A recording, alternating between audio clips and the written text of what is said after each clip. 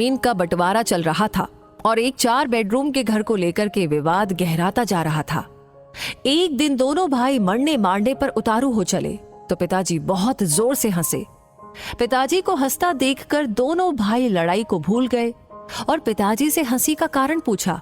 पिताजी ने कहा, इस छोटे से जमीन के टुकड़े के लिए इतना लड़ रहे हो, छोड़ो इसे, आओ मेरे साथ, एक अनमोल खजाना दिखाता हूं मैं तुम्हें। पिता घनश्याम जी और दोनों पुत्र पवन और मदन उनके साथ रवाना हुए। पिताजी ने कहा, देखो अगर तुम आपस में लड़े तो फिर मैं तुम्हें उस खजाने तक नहीं लेकर जाऊंगा और बीच रास्ते से ही लौटकर आ जाऊंगा।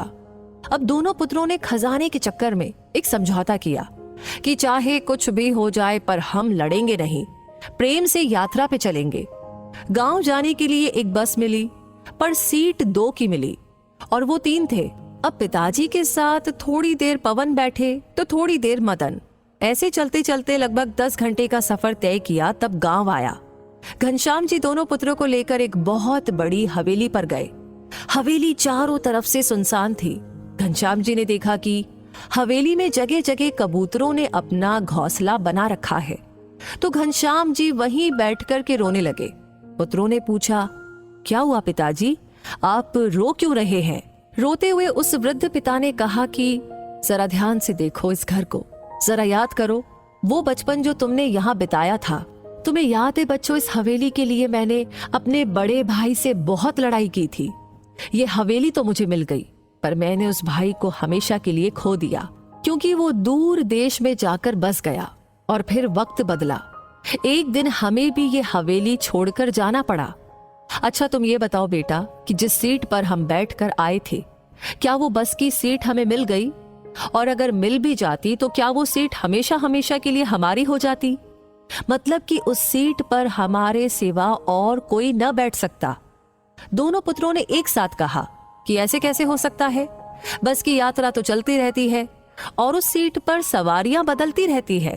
पहले हम बैठे थे, आज कोई और बैठा होगा और पता नहीं कल कोई और बैठेगा।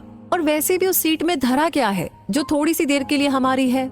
पिताजी पहले तो हंसे और फिर आंखों में आंसू भरकर बोले, देखो यही मैं तुम्हें समझा रहा हूं कि जो थोड़ी देर के लिए जो तुम्हारा है, तुमसे पहले उसका मालिक कोई और था।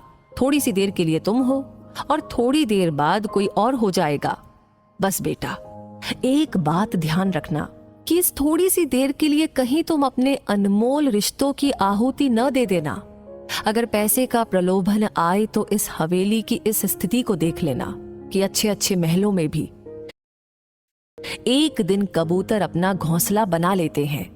बेटा मुझे यही कहना था कि बस की उस सीट को याद कर लेना जिसकी रोज सवारियां बदलती रहती है।